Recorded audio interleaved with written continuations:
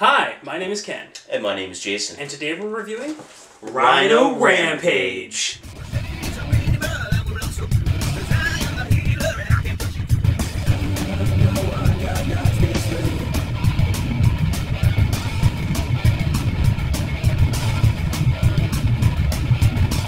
So Rhino Rampage was published in 2008 by Mattel. It was actually designed by Wesley Ciaramella and Keith Milliman of Catapult Concepts. And it uses the very popular roll and move mechanic, which is very prevalent in new games right now. The game focuses on a dissimulation of oxpeckers of various color morphs who are trying to cross the path of a wild rhinoceros in order to clean its back. The wild rhinoceros is rampaging and will only allow the strongest birds to cross its path in order to get on top of its back. Upon the back of the rhinoceros, the birds are rewarded with food, shelter, and defense.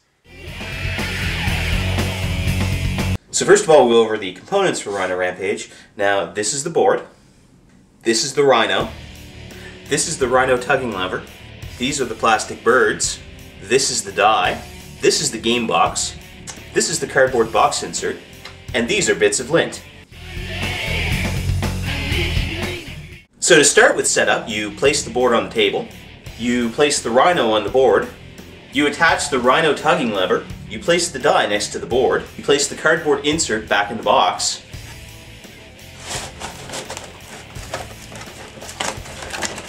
No, you gotta, yeah, there you go, yeah. Sorry, that's, yeah, you're good. Place the lint next to the board. Place the players next to the board. And give the birds to the players. Finally, have a roar-off for the starting player. Jason, you can go first. Roar! Roar!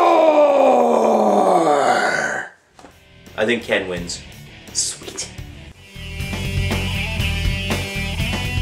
So Rhino Rampage can actually be broken down into 4 easy phases. First is the roll die phase. Second, which is actually split up into 3 parts, is the move bird phase, or free bird phase, or the rhino phase. The third phase is the final phase, and the 4th phase is the cleanup phase. The phases can actually be easily remembered by using the acronym RUMFRFIC. Phase 1, the roll die phase. The player must roll the provided die onto the table. In the event that the die falls onto the floor, the player must pick it up and roll that again. In the event that the die is tilted, like such, it must be rolled again. In the event that the die knocks over birds on the board, like such, the birds must be placed back and the die must be rolled again. In the event that the die is stolen by perhaps, say, a burglar, hey, God, come on, get back here! The burglar in this case must be apprehended, then brought to justice, and then the die must be rolled again. Phase 2 is actually broken down into 3 smaller parts depending on the result of the die roll. The move bird phase only actually occurs if a number is rolled on the die, say a 4 or a 5. The player may choose one bird on the board to move the indicated number of spaces. Say an example, if I rolled a 4, I could move my bird 1, 2, 3, 4 spots. If I did not have a bird on the table, I could choose to take a bird from my hand and put it on the board, moving it the amount of spots. So in this case, 1, 2, 3, 4 spots. Note that a bird in the hand is actually worth 2 in the bush. The free bird phase actually happens if you roll a bird on the die. And that bird it cannot change. If one of your birds is trapped by another player's bird, you may move that bird 1 space, removing it from the trap. If none of your birds are actually trapped, you may choose to move any one of them 1 space forward. And the last part of Phase 2 is the rhino phase, which occurs if a rhino is rolled on the die.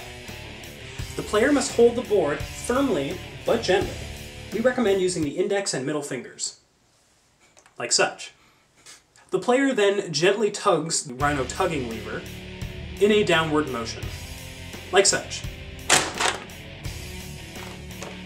Once the rhino is finished, any birds on the rhino's back or on the safe spade that have fallen off are placed back. So the only bird that had fell off was the bird on the safe spot, so this is placed back here. Next is the final phase. The final phase occurs after the move bird, free bird, or rhino phase. Essentially, this just denotes the very last phase of the turn. Then finally, there is the cleanup phase. This is used to clean up at the end of the turn. Birds that were knocked over are returned to their owners. The die is replaced to the spot back next to its board. Any spilled drinks are mopped up with, say, a dish rag, and dirty dishes are then placed in the sink for further cleaning.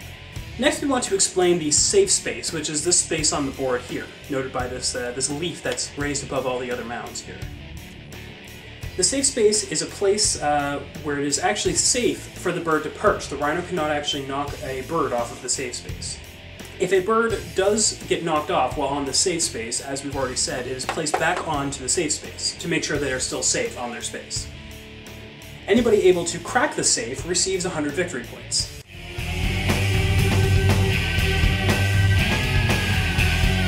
So because I won the roar-off, I actually get to go first. So the first phase, I roll the die. Because I have rolled a free bird, I get to choose one bird in my hand and place it on the board, since there are no contested birds that are trapped. Now it is Jason's turn. So I roll the die. I've gotten a 2, which means I move on to the move birds phase. And I can move 1, 2 with one of the birds in my hand. Now it is my turn. I take the die and roll it. I have rolled the rhino. That brings me to the rhino phase. I place my fingers on the board and tug the rhino gently. I have actually knocked my own bird off the board. Thus, I take that back into my hand in the cleanup phase. So as you can see, we are several turns in at this point.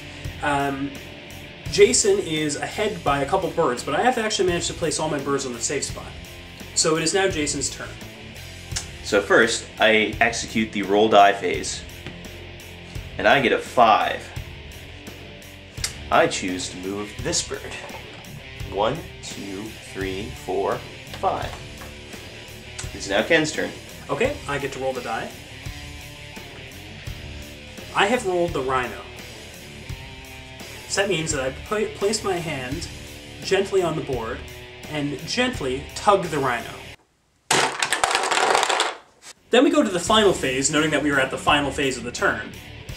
And then we go to the cleanup phase. These 3 green birds were actually on the safe spot, so they're actually placed back onto the board. These 2 yellow birds, and their lint, are placed safely back on top of the rhinoceros. The other birds, however, are given back to their brothers.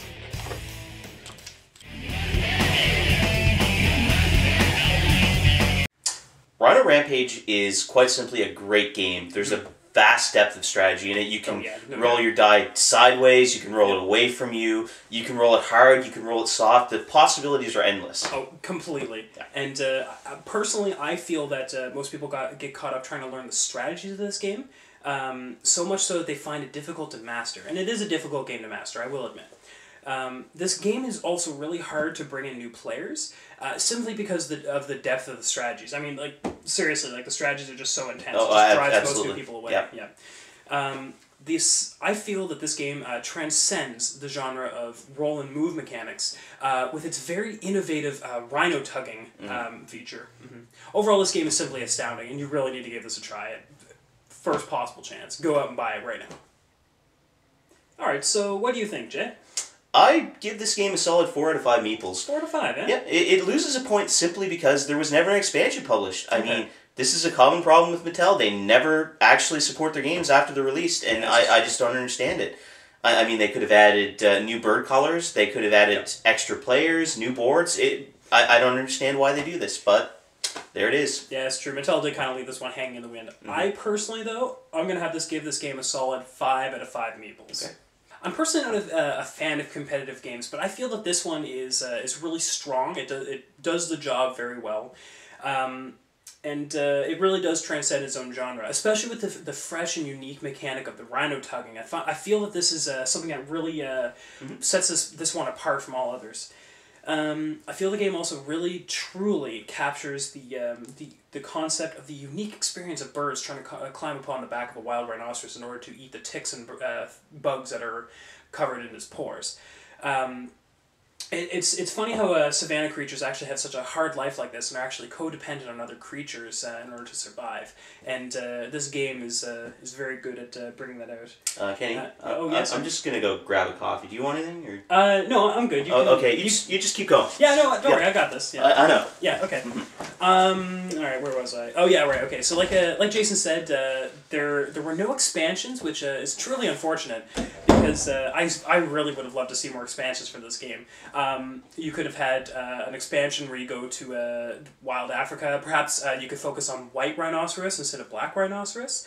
I actually really like rhinos myself, and really what could end up happening with this game is like the white rhinoceros and the black rhinoceros could perhaps create two different types of game, where the players playing with the white rhinoceros would end up being, I don't know, perhaps drop more often than say on the black rhinoceros, or vice versa.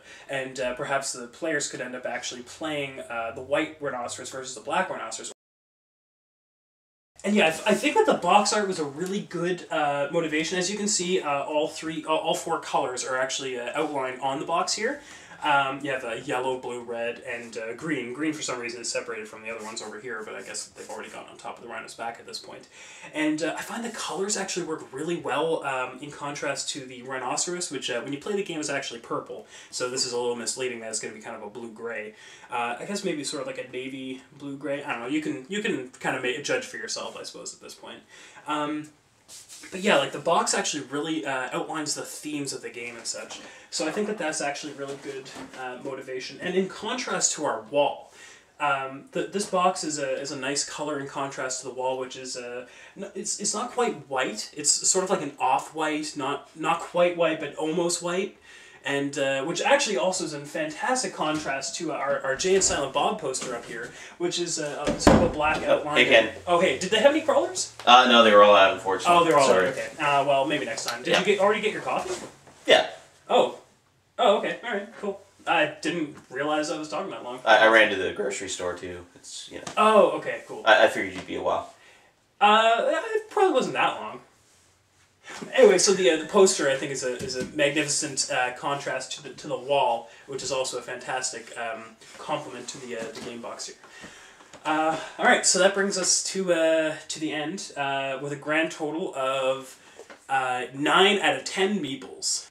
So join us next time for an in-depth look at the strategies involved in Mr. Bucket. Yep. See you next time. Have good games.